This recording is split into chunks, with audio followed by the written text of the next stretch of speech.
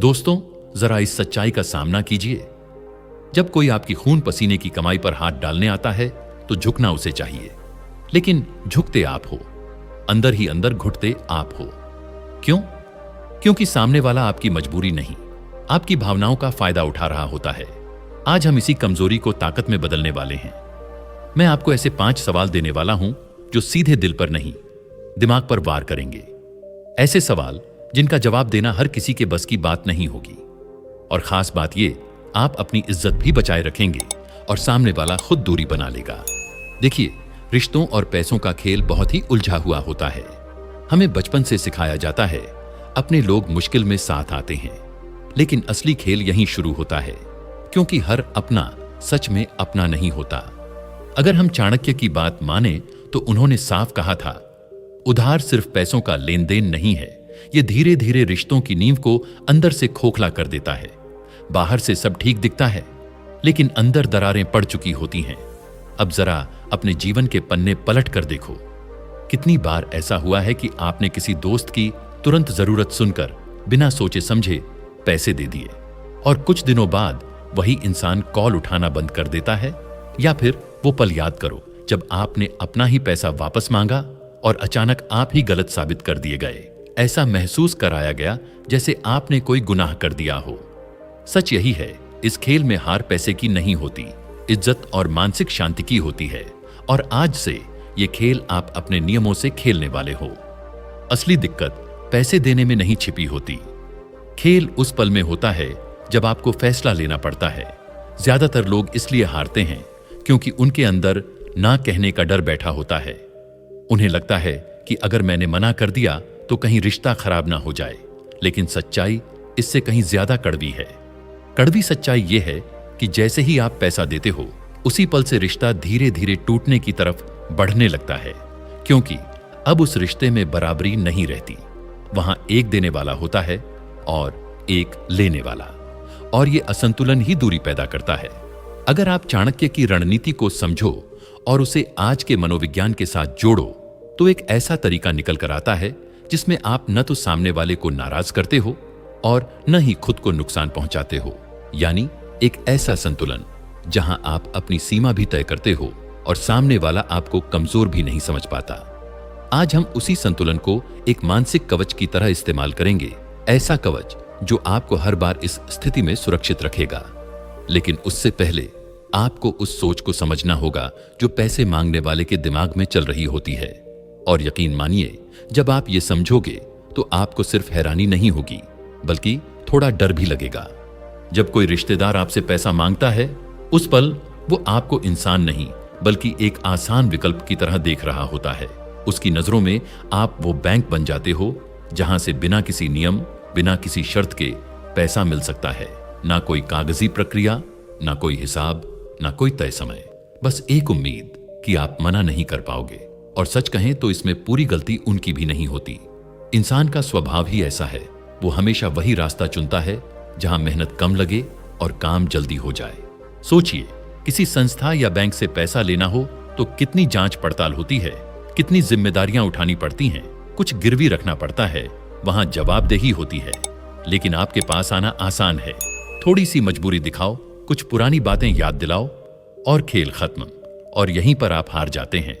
आप भावनाओं में बह जाते हैं और वो पैसा जो आपने अपने भविष्य की सुरक्षा के लिए, अपने परिवार की जरूरतों के लिए बचाया था, उसे आप ऐसे हाथों में सौंप देते हैं जहां से उसके वापस आने की कोई पक्की उम्मीद या गारंटी भी नहीं होती। चाणक्य का साफ सिद्धांत था, जो इंसान अपनी जमा की हुई संपत्ति की रक्षा सख्ती से नहीं करता, वो धीरे धीरे खुद ही अपने परिवार पर बोझ बन जाता है। इसीलिए अब वक्त है सोच बदलने का। आपको एक दानी की तरह सोचना बंद करना होगा और एक इन्वेस्टर की तरह सोचना शुरू करना होगा। लेकिन यह बदलाव इतना आसान नहीं है। इसके लिए आपको चाणक्य के उस पहले नियम को अपनाना होगा जो 90% लोग नहीं जानते, और यही कारण है कि वे अपना पैसा गंवा बैठते हैं। पहला नियम, तुरंत प्रतिक्रिया मत दो। यानी सामने वाला जैसे ही मांग रखे, उसी पल जवाब देने की गलती मत करो। जब भी कोई आपसे पैसे की मांग करे, चाहे वह कितनी भी बड़ी इमरजेंसी क्यों ना दिखाए, उस पल खुद को एक बात याद दिलाइए, तुरंत फैसला नहीं लेना है, ना उसी वक्त हां कहना है और ना ही उसी वक्त ना कहें। सुनने में ये बहुत आसान लगता है, लेकिन असली परीक्षा वहीं होती है, क्योंकि सामने वाला उस समय हर तरीका अपनाएगा। सामने वाला आपके आगे रो सकता है, गिड़गिड़ा सकता है, कसम खा सकता है, आपको अपनी मजबूरियां गिना सकता है, लेकिन आपको पत्थर बन जाना है। आपको बस एक ही वाक्य बोलना है, मैं समझ सकता हूं कि आप परेशानी में हैं, लेकिन मेरा पैसा अलग अलग जगह फंसा हुआ है। मुझे अपने अकाउंट्स चेक करने होंगे और अपनी पत्नी या पिता से बात करनी होगी। मैं आपको 24 घंटे के बाद बताता हूं। यह 24 घंटे का नियम, यही आपकी असली ताकत है। यह आपको सिर्फ सोचने का समय नहीं देता, बल्कि सामने वाले के झूठ को भी परखता है। अगर उसकी जरूरत वाकई जीवन मरण की होगी तो वो 24 घंटे का इंतजार नहीं करेगा, वो तुरंत कोई दूसरा रास्ता ढूंढेगा। लेकिन अगर मामला सिर्फ आदतों, लापरवाही, जुआ सट्टा या फिजूल खर्च का है, तो वो रुककर आपका जवाब जरूर सुनेगा। यह 24 घंटे का अंतराल उन्हें यह संकेत दे देता है कि आप आसान शिकार नहीं हैं, आप पैसा जेब में रखकर नहीं घूम रहे हैं। लेकिन याद रखिए, समय मांगना सिर्फ एक ढाल है, तलवार नहीं। असली खेल तो तब शुरू होता है जब 24 घंटे बीत जाते हैं और उनका दोबारा फोन आता है। अब आपको वो करना है जो एक बैंक करता है, लेकिन अपनी शर्तों पर। अब हम उस चरण में प्रवेश कर रहे हैं जिसे चाणक्य ने जांच और परख की नीति कहा था। पहले भरोसा मत करो, पहले सच्चाई समझो। जब 24 घंटे बाद वे आपसे दोबारा संपर्क करें तो आपको डरना नहीं है, आपको सफाई नहीं देनी है कि आपके पास पैसा क्यों नहीं है। इसके बजाय आपको सवाल पूछने हैं, और यह सवाल ऐसे होने चाहिए जो उनकी नीयत को नंगा कर दें। जब कोई बैंक लोन देता है तो वह यह नहीं पूछता कि आपको कितना दुख है, वो पूछता है कि आप इसे चुकाएंगे कैसे। आपको भी ठीक यही करना है, लेकिन सीधे और सख्त तरीके से नहीं, बल्कि समझदारी और संतुलन के साथ। आपका पहला सवाल बहुत साधारण दिखेगा, लेकिन असर गहरा करेगा। आपको कहना है, मैं मदद करने की कोशिश कर सकता हूं, लेकिन मुझे यह समझना है कि तुम्हें यह पैसा सच में किस काम के लिए चाहिए। यहां एक शब्द सबसे महत्वपूर्ण है, सच में। यही शब्द सामने वाले को सोचने पर मजबूर करता है। चाणक्य का मानना था कि धन का उपयोग सिर्फ जरूरी परिस्थितियों में होना चाहिए, दिखावे या इच्छाओं के लिए नहीं। इसलिए जब कोई आपसे उधार मांगे तो थोड़ा सजग हो जाइए, थोड़ा जांच करने वाला नजरिया अपनाइए। जब कोई उधार मांगे तो थोड़ा जासूस बन जाइए। क्या वाकई उसके घर में कोई मेडिकल इमरजेंसी है? क्या किसी की जान पर बनी है? अगर ऐसा है तो मदद करना इंसानियत है। लेकिन कड़वा सच यह है कि 80% लोग इमरजेंसी के नाम पर अपने शौक पूरे करने के लिए पैसा मांगते हैं। लेकिन हकीकत यह है, ज्यादातर बार कहानी कुछ और ही होती है। लोग जरूरत के नाम पर अपनी इच्छाओं को पूरा करना चाहते हैं। कभी बात इज्जत के नाम पर बड़े खर्च की होती है, कभी किसी नई चीज को लेने की जल्दबाजी, या उसे सट्टे और शेयर बाजार में हुए नुकसान की भरपाई करनी है। तो सावधान हो जाइए, क्योंकि हर मदद सही जगह नहीं पहुंचती और हर जरूरत असली नहीं होती। चाणक्य ने बहुत स्पष्ट कहा था, जो इंसान अपनी चादर से बाहर पैर पसारता है, उसकी मदद करना उसे आत्महत्या के लिए रस्सी देने जैसा है। अगर आप उसके शौक के लिए पैसा दे रहे हैं तो लिख कर ले लीजिए, वह पैसा कभी वापस नहीं आएगा, क्योंकि शौक की भूख कभी खत्म नहीं होती। ऐसे लोगों को ना कहना उनकी मदद करना ही है। अब आते हैं दूसरे और सबसे खतरनाक सवाल पर। यह सवाल एक मनोवैज्ञानिक बम है। यह सवाल पूछते ही आधे धोखेबाज मैदान छोड़ देंगे। आपको उनकी आंखों में देखकर पूछना है, भाई मैं पैसा दे तो दूं, लेकिन मुझे अगले 3 महीनों में यह पैसा वापस चाहिए होगा। तो आपके पास पैसा वापस लौटाने का एग्जैक्ट प्लान क्या है? आपके पास पैसा आएगा कहां से? ध्यान दीजिए, आप यह नहीं पूछ रहे कि कब दोगे, आप पूछ रहे हैं कि कहां से दोगे। जो इंसान साफ नीयत से आया होगा, उसके पास जवाब तैयार होगा। उसे पता होगा कि पैसा कहां से आएगा, कैसे आएगा। जैसे कि मेरी एफडी मैच्योर होने वाली है या मेरी सैलरी आने वाली है। लेकिन जो इंसान आपको ठगने आया है, वह इस सवाल से घबरा जाएगा। उसकी बातों में हिचकिचाहट आ जाएगी, वो गोलमोल बातें करेगा। अरे भाई तुम चिंता मत करो, दे दूंगा ना, या मुझ पर भरोसा नहीं है क्या? जब वह ऐसा कहे तो समझ जाइए कि खतरा है। यह भरोसा शब्द ही वह जाल है जिसमें आपको फंसाया जा रहा है। यहां आपको वही दृढ़ता दिखानी है जिसके लिए चाणक्य जाने जाते थे। साफ, सीधी और बिना घुमाव की बात। आपको शांत रहकर पूरे संतुलन के साथ कहना है, भरोसा तो भगवान पर भी है, लेकिन प्रसाद तो लाइन में लगकर ही मिलता है। फिर थोड़ा ठहर कर बात को रिश्ते पर लाएं। देखो, मेरे लिए हमारा रिश्ता पैसों से कहीं ज्यादा जरूरी है। अगर वापस करने का कोई पक्का रास्ता नहीं है और बाद में दिक्कत आती है तो मुझे पैसों का नुकसान नहीं खलेगा, लेकिन हमारे बीच दूरी आना जरूर खलेगा और मैं नहीं चाहता कि पैसे की वजह से यह रिश्ता कमजोर पड़े। अब ध्यान दीजिए, आपने क्या किया। आपने सीधे मना नहीं किया, आपने सामने वाले को गलत भी नहीं ठहराया, आपने बस गेंद उनके पाले में डाल दी। आपने यह साबित कर दिया कि आप पैसे के लालची नहीं हैं, बल्कि रिश्ते की कीमत समझते हैं। चाणक्य का नियम सख्त है, जिस व्यक्ति के पास लौटाने की क्षमता ही नहीं है, उसे दिया गया उधार ऐसे ही है जैसे अंधे कुएं में कुछ फेंक देना। आवाज तो आएगी लेकिन वापसी नहीं। अगर उसके पास इनकम सोर्स नहीं है और आप फिर भी पैसा दे रहे हैं तो उसे उधार मत कहिए, उसे दान कहिए और भूल जाइए कि वह कभी वापस मिलेगा। अगर उसका प्लान हवा हवाई है तो समझ लीजिए कि वो पैसा मांग नहीं रहा, वो आपसे आपके मेहनत की कमाई छीन रहा है। दोस्तों, अब तक हमने 2 सुरक्षा दीवारें खड़ी कर दी हैं, लेकिन कुछ लोग ऐसे होते हैं जो आसानी से पीछे नहीं हटते। वो बार बार यकीन दिलाएंगे, कसम खाएंगे, वादे करेंगे। ऐसे लोगों के लिए चाणक्य ने एक ऐसा ब्रह्मास्त्र बताया था जो उनकी सारी हेकड़ी निकाल देगा, और वह तरीका इतना अचूक है कि उसे सुनने के बाद आप हैरान रह जाएंगे। यह तीसरा और सबसे कड़वा सवाल है, और यह सवाल उनसे कम, उनके बीते हुए व्यवहार से ज्यादा जुड़ा होता है, यानी उनका पुराना रिकॉर्ड क्या है। चाणक्य कहते थे, स्वभाव कभी नहीं बदलता। नीम के पेड़ को आप दूध और घी से सींच लो, लेकिन वह मीठा नहीं होगा। उसी तरह जो इंसान पहले दूसरों का पैसा दबा चुका है, वह आपका पैसा भी नहीं लौटाएगा। भावनाओं में मत बहिए, थोड़ी जासूसी कीजिए। अब आपको उसकी बातों पर नहीं, उसके रिकॉर्ड पर भरोसा करना है। पता लगाइए कि क्या उसने पहले किसी और से उधार लिया है, क्या उसने बैंक का लोन समय पर चुकाया है, या फिर वह ऐसा इंसान है जो उधार लेकर फोन स्विच ऑफ कर लेता है। अगर आपको पता चले कि उसका रिकॉर्ड खराब है और वह आपसे कहे, भाई मैं बदल गया हूं, मुझ पर भरोसा करो, तो याद रखना वह झूठ बोल रहा है। चाणक्य नीति साफ चेतावनी देती है, गलत प्रवृत्ति वाले इंसान पर आंख बंद करके विश्वास करना खुद को नुकसान के रास्ते पर धकेलना है, यानी कि आप खुद अपने पैरों पर कुल्हाड़ी मार रहे हो। उसका पिछला व्यवहार ही उसका भविष्य है। अगर उसने दूसरों को धोखा दिया है तो अगला नंबर आपका है। अब बात करते हैं चौथे नियम की, सुरक्षा का नियम, संपत्ति का बंधन या गारंटी। इसे आप सीधा समझिए, बिना किसी आधार के दिया गया पैसा वापस आने की उम्मीद खो देता है। चाणक्य स्पष्ट कहते थे, बिना प्रमाण और बिना बंधक के दिया गया धन रेत में गिराए गए पानी के समान है, उसका वापस आना असंभव है। अब जरा सीधी बात सोचिए, अगर सामने वाले को खुद पर इतना भरोसा है, अगर वो बार बार कह रहा है कि मैं पक्का लौटा दूंगा, तो फिर उस भरोसे को साबित करने में हिचकिचाहट क्यों? उसे आपको कोई गारंटी देने में डर क्यों लगना चाहिए? यहां आपको अपनी भावनाओं को किनारे रखकर एक व्यापारी की तरह बात करनी होगी। आप शांत रहकर कह सकते हैं, देखो मैं मदद करने के लिए तैयार हूं, लेकिन मेरी एक आदत है कि बड़ी रकम बिना किसी सुरक्षा के नहीं देता। अगर तुम्हें सही लगता है तो कोई लिखित भरोसा या कोई गारंटी रख देते हैं, ताकि दोनों तरफ स्पष्टता बनी रहे। जैसे ही आप यह शर्त रखेंगे, 99% लोग नाराज हो जाएंगे।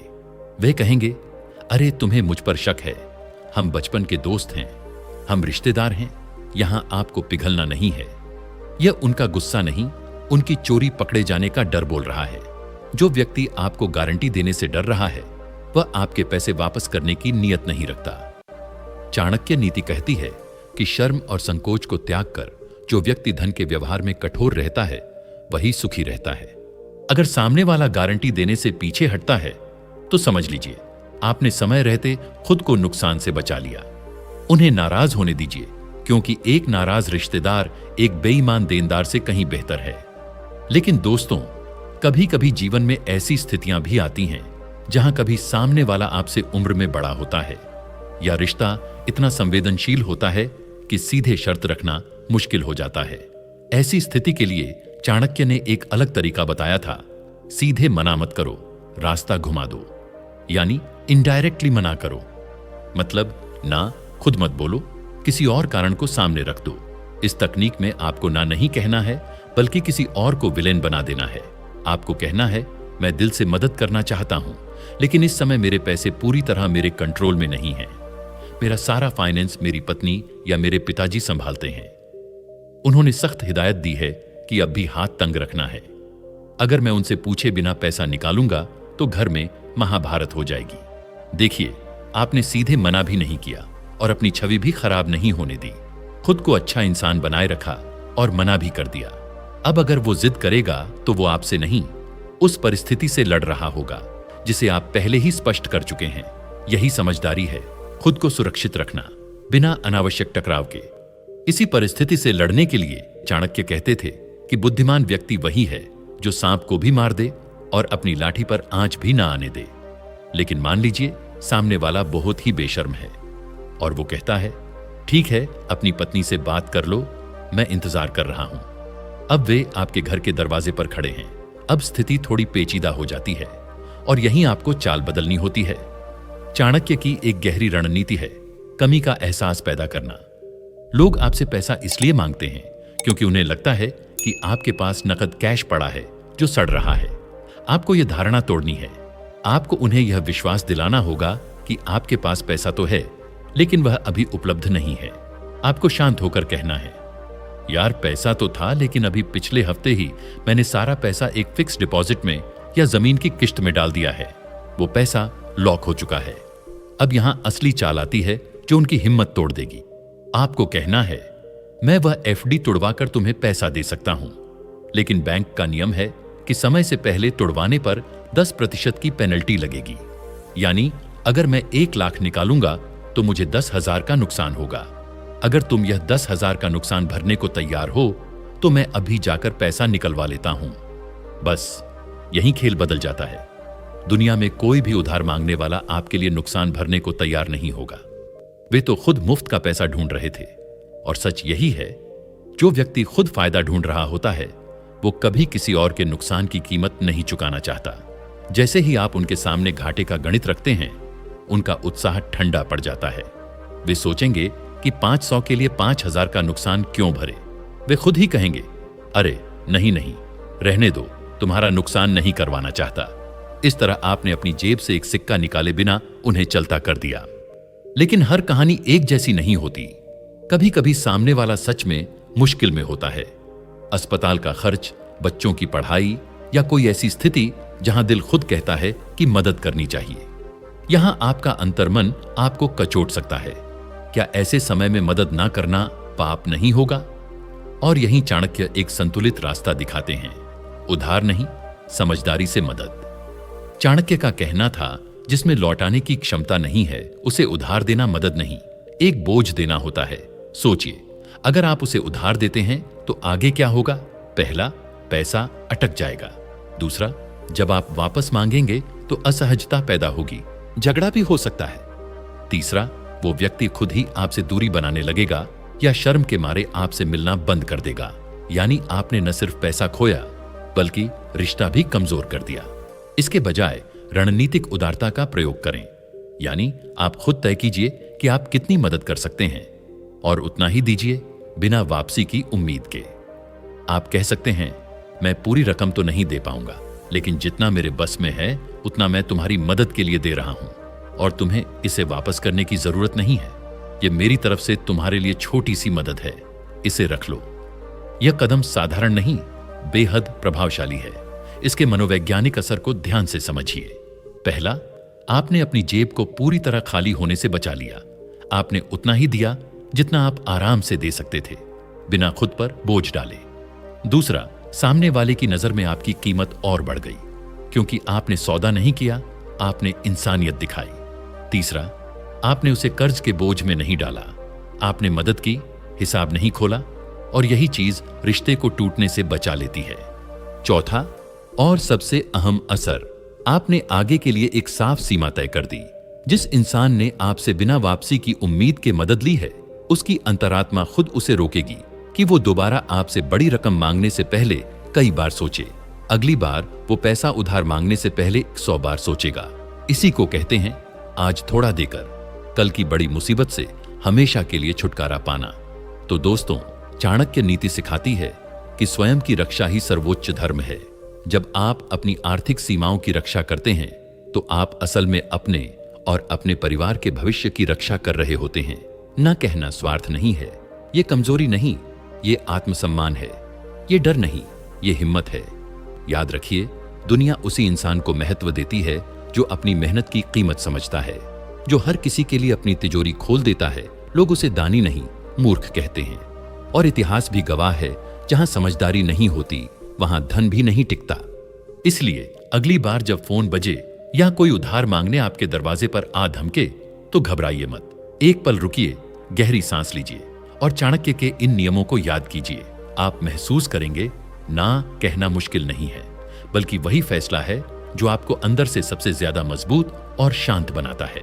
अगर आज आपको चाणक्य की इस नीति में अपनी समस्या का समाधान मिला है, तो खुद से एक वादा कीजिए, अब से आपकी मेहनत की कमाई पर फैसला सिर्फ आपका होगा। नीचे कमेंट में लिखिए, मेहनत मेरी, फैसला मेरा, ताकि ये सिर्फ शब्द न रहे, बल्कि आपकी नई सोच बन जाए। और इस वीडियो को उन लोगों तक जरूर पहुंचाइए जो दिल के अच्छे हैं, लेकिन बार बार इसी वजह से नुकसान उठाते हैं। हो सकता है आपका एक शेयर किसी की सालों की बचत बचा दे। अगर ऐसी ही सच्ची और काम की बातें सीखनी है, तो चैनल को जरूर सब्सक्राइब कर लीजिए। हम फिर मिलेंगे एक नई सोच और नई ताकत के साथ। जय श्री श्याम।